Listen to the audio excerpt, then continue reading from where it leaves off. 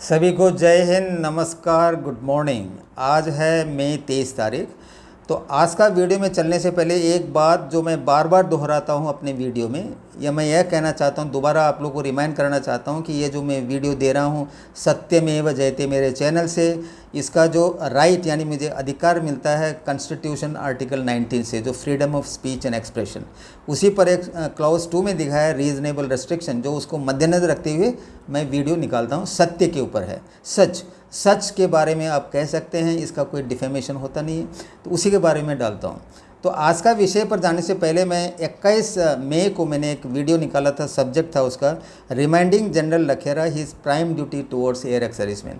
मैंने अपने व्यूअर्स को बताया था कि आप कमेंट भी करें, ताकि जनरल लखेरा सर जो है असल में जो स्टार्टिंग में जो उनका पोजीशन था, यानी कि पहले 10 महीने तक अगस्त 1 2024 को कार्यभार संभालता है उस वक्त, और इसके लिए एक मैं पूरा उदाहरण देता हूँ। ये जो डिस्क्रिप्शन है इस वीडियो में जो निकाल रहा हूँ उस पर जो है उनका इंटरव्यू है, जो 23 फरवरी 2025 को दूरदर्शन, जो उन्होंने असम राइफल के द्वारा एक मीटिंग संगठित किया था दिल्ली में, जो एनसीआर में जो पढ़ते हैं नॉर्थ ईस्ट के बच्चे, उनको एक स्पोर्ट्स वगैरह करके यूनिटी उत्सव के नाम पर वो फंक्शन था जिसको असम राइफल ने ऑर्गेनाइज़ किया था। जनरल लखेरा सर वहाँ पे दूरदर्शन, जो कि उन्हीं के ही रेजिमेंट के एक रिटायर्ड ऑफिसर को इंटरव्यू देते हैं, उनका जो है मैं लिंक इस डिस्क्रिप्शन में है, उसको देखिए। शुरू में जो डीजीआर सर जो फरवरी देखिए, अगस्त, सितंबर, अक्टूबर, नवंबर, दिसंबर, जनवरी, फरवरी, यानी कि 6 महीना भी पूरा नहीं हुआ था, उनके असम राइफल के प्रति क्या था। उस वक्त कह रहे थे असम राइफल और इंडियन आर्मी में कोई फ़र्क नहीं है, जो भी हम कार्य कर रहे हैं ऑपरेशन अंडर इंडियन आर्मी के हैं। इवन जो महिला राइफल वुमेन वो भी जा रखे हैं यूनाइटेड नेशन का जो फोर्स में आर्मी के साथ जा रखे हैं, और जो काम हम कर रहे हैं उन्होंने दूधी ऑपरेशन का भी उल्लेख किया था। यानी कि असम राइफल जो है completely operational control Indian army का है, और उसमें कोई ज़्यादा फ़र्क नहीं है, इस प्रकार की बात कह रहे थे। और उसी प्रकार जो है मुझसे भी कहा था उन्होंने।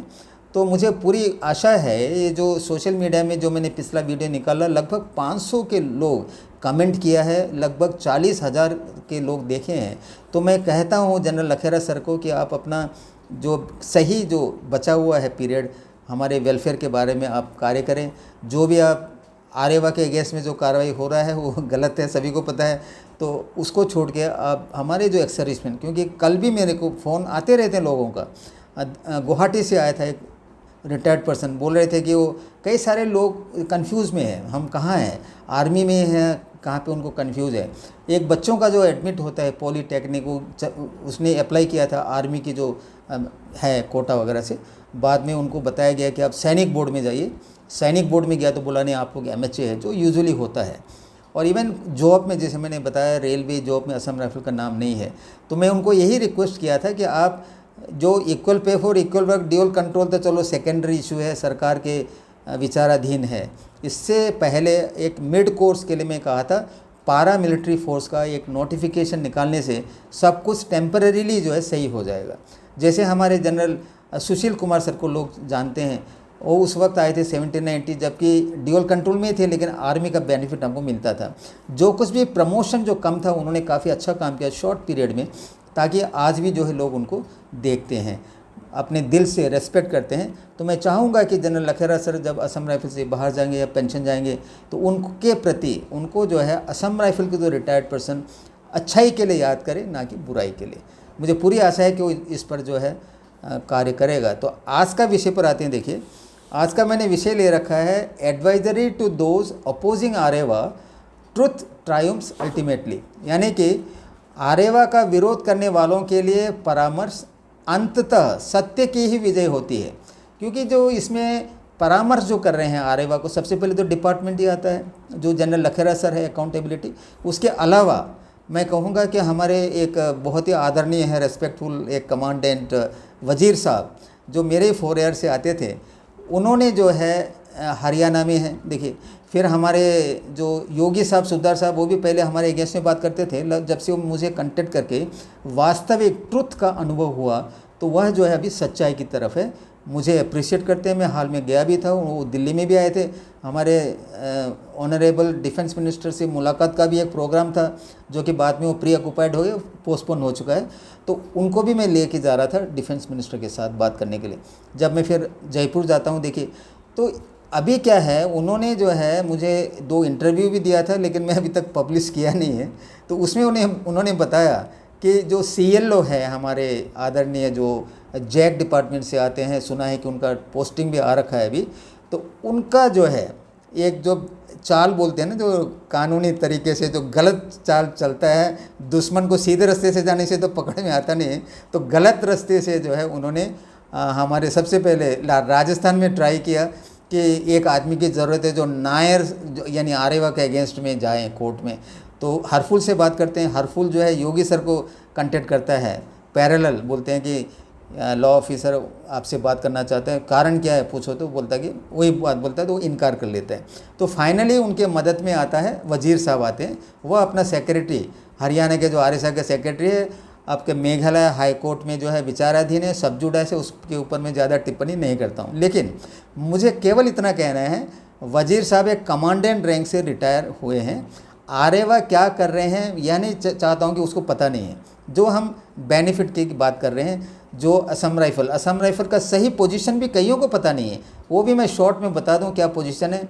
असम राइफल पुलिस हेड में है। 25 सितंबर 1985 से जब government of India allocation of business rule amend हुआ था, उसी ही 1985 में मैं कई बार बता चुका हूँ, डिपार्टमेंट ऑफ इंटरनल सिक्योरिटी का गठन होता है MHA में, और उसके बाद हमें पुलिस हेड में लाया जाता है। और यह ऑपरेशनल कंट्रोल जो है कंटिन्यू है आज भी अंडर MOD यानी कि इंडियन आर्मी के तहत है। उसके बाद आता है CAPF का नोटिफिकेशन में असम राइफल नहीं है, और CAPF का भी नहीं है। 18 मार्च 2011 को निकला था new nomenclature of central armed police force, जिसमें केवल 5 ऑर्गेनाइजेशन है।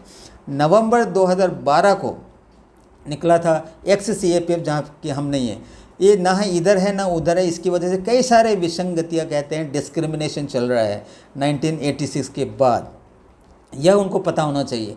वो अभी काम क्या कर रहा है, मुझे काफ़ी जो है दुख से कहना पड़ता है। केरल में कुछ लोग हैं जो क्लर्क के JCOs वगैरह, वो जो है मेरा ऑटोमेटिकली उनका मैं दुश्मन हूँ। तो वह बीच बीच में बताते हैं कि ये जो है रिक्रूटमेंट रूल DOPT का इंस्ट्रक्शन के अनुसार असम राइफल CAPF है, और इनको जो है कभी भी नहीं जा सकता। नायर साहब जो है, नायर ये मेरे को बोले तुलसी नायर, जो कोई रैंक का भी कोई इज्जत नहीं है, तुलसी नायर को पता है ये लोगों को बेवकूफ़ बना रहे, ये बना रहा है, वो बना रहे। तो ओके, इन्होंने तो लिख लिया। को इन महाशय को भी मैं बता देना चाहता हूँ कि आप लोग अपने ही ट्रेड में उलझे हुए हैं। जबकि मैं अपने बारे में बताऊं, मैं भी फार्मासिस्ट हूं। जबकि सबसे बेनिफिट जो है अभी असम राइफल में 1981 का मैं फार्मासिस्ट हूं। देखिए 1186 से 2004 तक इनको नायब सूबेदार का बेनिफिट मिल रहा है, मुझे नहीं, मैंने अभी तक मिला है। मैं आपको बता दूं, जो क्लर्क लोग हैं DGR में रिकॉर्ड चेक कर सकते हैं, मेरा जो है बेसिक पेंशन है 23,100, जो मैं अपने सीनियरिटी से सूबेदार रैंक से जो मैं 2002 में रिटायर हुआ था, उसमें जो है 6,500 का मैं स्केल में था, 7,100 था, उसका हाफ करके 3,500 था मेरा बेसिक। जो पे कमीशन आते आते जो है मुझे भी 23,100 मिल रहा है, जो कि काफ़ी कम है। जबकि मेरे साथ के जो JCOs थे रिटायर हो, सबको मिल चुका है 18-20 लाख रुपया, उन्होंने एरियर भी कलेक्ट किया है। लेकिन मैं जो है केवल अपना ड्यूटी निभाते हुए ये जो आरेवा के काम में उलझा हुआ हूँ, जो मैं अपने काम में जो है मुझे उतना ध्यान नहीं है। तो ये है वास्तविकता। और एक क्लर्क लोग जो है उलझा हुआ है उसी में। उनको पता होना चाहिए कि जो इवन कैडर रिव्यू में भी उनका काफ़ी ज़्यादा प्रमोशन जो है अनजस्टिफाइड है, ये भी DGR को देखना चाहिए था। और ये जो बिना कैडर करके जो कुछ प्रमोशन लेके सुधार में जो केरल में बैठे हैं, ज़्यादा नहीं 2-3 लोग, वो मेरा क्रिटिसाइज़ करते रहते हैं। कोई भी जो मैसेज को ये हमारे कमांडेंट साहब, आदरणीय हमारे कमांडेंट वजीर साहब, उसको इधर उधर फेंकते रहते हैं। यह भी उसको पता नहीं है। देखिए कमांडेंट रैंक से रिटायर हुआ है, उस मैसेज में सच्चाई क्या है। मुझे पूरी आशा है कि वो इसको जो है जानेंगे, पहचानेंगे। दूसरा एक हमारे सूबेदार मेजर साहब है CS नायर साहब, वह भी जो है, उनको भी कई अच्छा जो गाइडेंस नहीं है, ना ही उनको कोशिश करते हैं इसके बारे में समझने के लिए। वह जो है, उनका गलती यही है कि मैंने जो है 17-18 साल से यहाँ पे प्रेसिडेंट था, मैंने अपना एक पैनल बनाया, वहाँ पे हमारे जो पैनल से चुने हुए अभी काम कर रहे हैं RSA अडूर में। और जब मैं उधर गया था, जब मेरा एक विजन डॉक्यूमेंट में DGR को प्रस्तुत करना था, जो गलत काम हो रहा है वहाँ पे, मैंने देखा कि यह जो है TADA करके 5,000 3,000 सेक्रेटरी और प्रेसिडेंट ड्रॉ कर रहे हैं, वो गलत है। जो गलत है वो गलत है। तो मैंने विजन डॉक्यूमेंट में इनका नाम भी ऐड कर दिया। जो दार्जिलिंग का था, दार्जिलिंग, सालूगाड़ा, गोरखपुर, आपका राजस्थान, कोझिकोड के साथ RSA अडूर में नायर सर के डाल दिया, क्योंकि जातियाँ तो जातियाँ ठीक है, लेकिन जहाँ पर ये सत्य की बात होता है वो गलत है। तो वो भी मेरा क्रिटिसाइज़ करना शुरू कर दिया। तो मैं यह सभी को कहता हूँ कि जो सच्चाई को समझो। असम राइफल्स को क्या बेनिफिट है, DGR क्या कर रहा है। DGR सर का मैंने बाइकआउट किया था, मैं जानता हूँ, क्योंकि उन्होंने जो है हमारे ही एसोसिएशन के खिलाफ कार्रवाई करना शुरू किया। कोई भी एक डेमोक्रेटिक कंट्री में एक एसोसिएशन डेमोक्रेटिकली किसी को हम क्रिटिसाइज़ कर सकते हैं, इसमें कोई गलत नहीं है। तो इसको समझने की कोशिश करना है। आज तक इतना ही। आप देख रहे हैं मेरा चैनल सत्य में जयते और मैं हूं सूबेदार VT नायर। जय हिंद, जय भारत माता, वंदे मातरम। धन्यवाद, थैंक यू।